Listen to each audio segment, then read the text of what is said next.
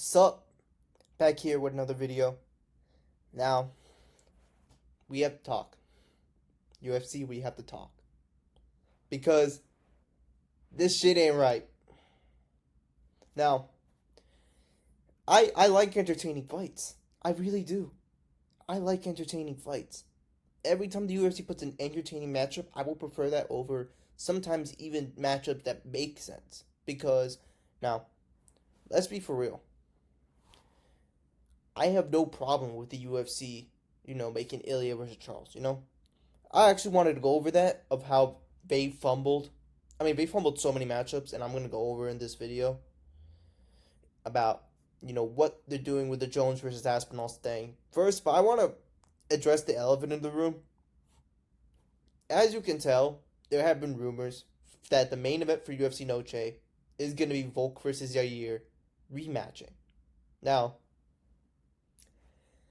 you can't tell because I don't have a camera, but I am smiling because this is the most UFC thing that the UFC could do.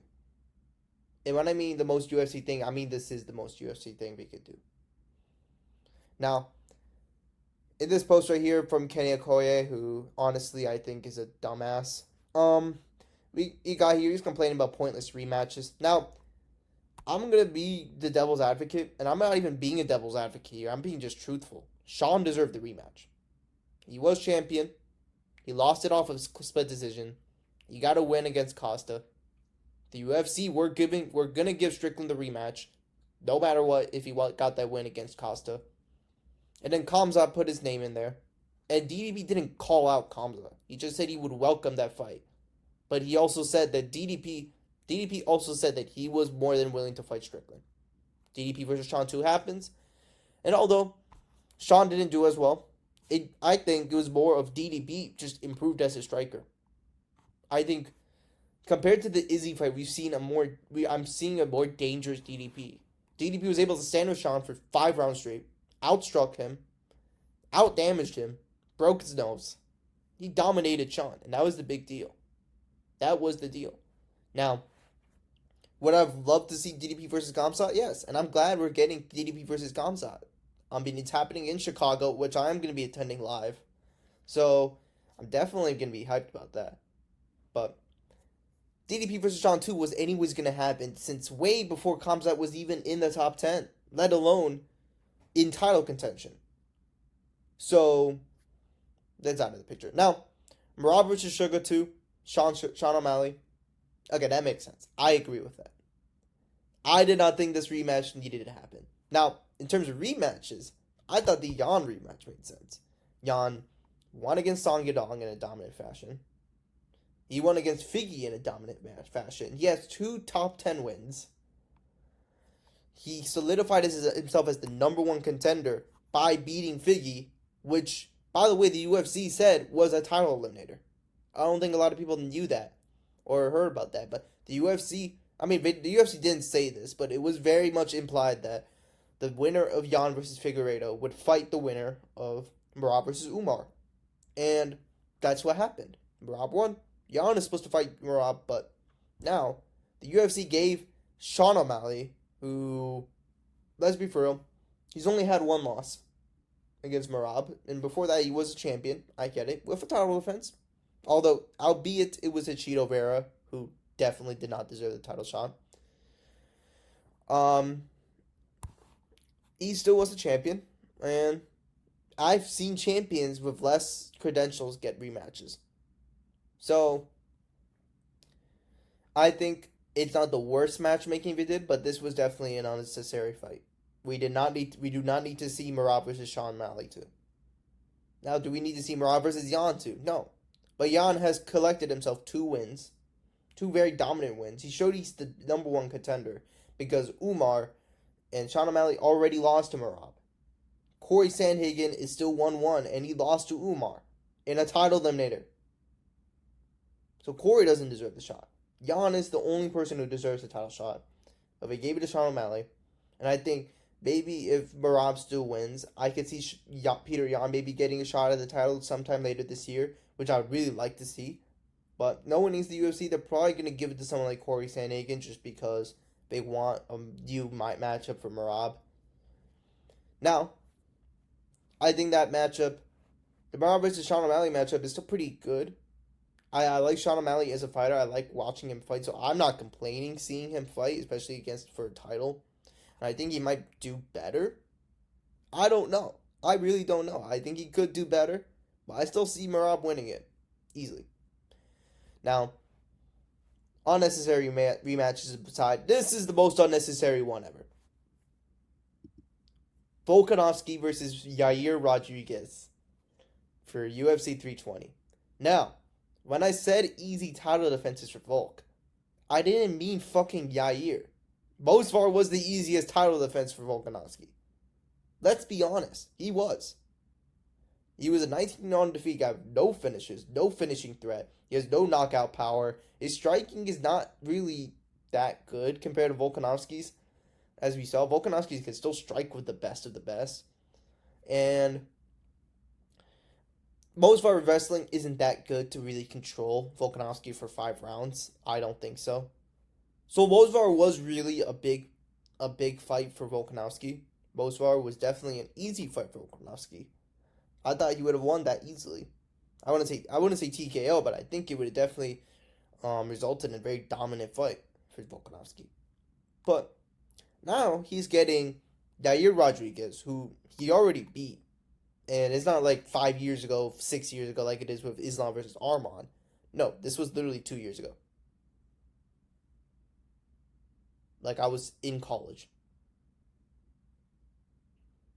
when this happened. So, as you can tell by the silence in the room, because it is 1:50 a.m. right now. Yeah, this is the worst matchmaking I've seen. Now, I totally get it. I totally get why they're making this fight. It's UFC Noche. You can see me circling right there. And UFC Noche just so happens to be in Mexico, in Guadalajara.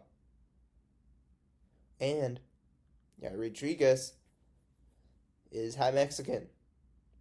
So if they want a Mexican to headline a Mexican card, I totally get that. It's a more sellable fight than Mosvar. I think any fight. I think a Lerone Murphy fight's more sellable than fucking Mosvar. Anything's more sellable.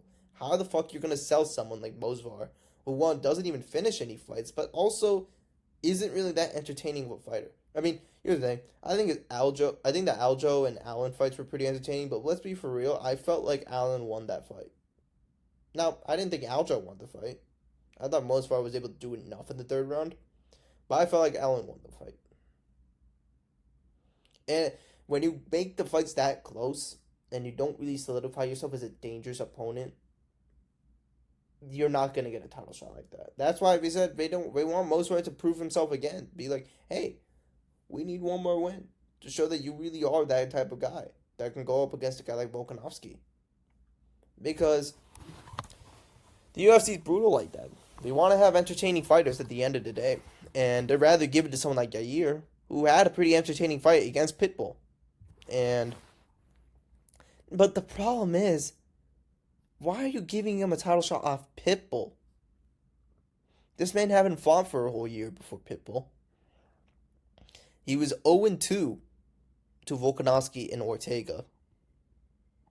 And now he came back. He beat a 37-year-old Pitbull, who was 1-2 in his last 3 fights before that. And now, and I heard the UFC did say that they were going to promise a Yair title shot after this, which I thought was kind of crazy. But I think they wanted this to happen. I don't think this is such a surprise I don't think this is such a crazy thing. They wanted this to happen.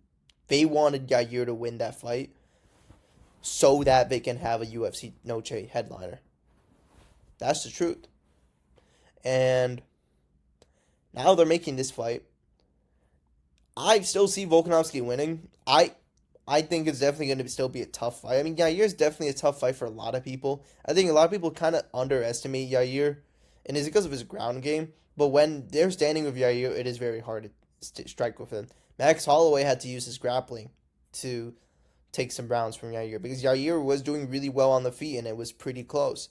Volkanovski was able to win by using his wrestling. They can't. I mean, I'm not saying they can't strike with him because Volkanovski did TKO him, but um, let's just say it's pretty hard to strike with a guy like Yair.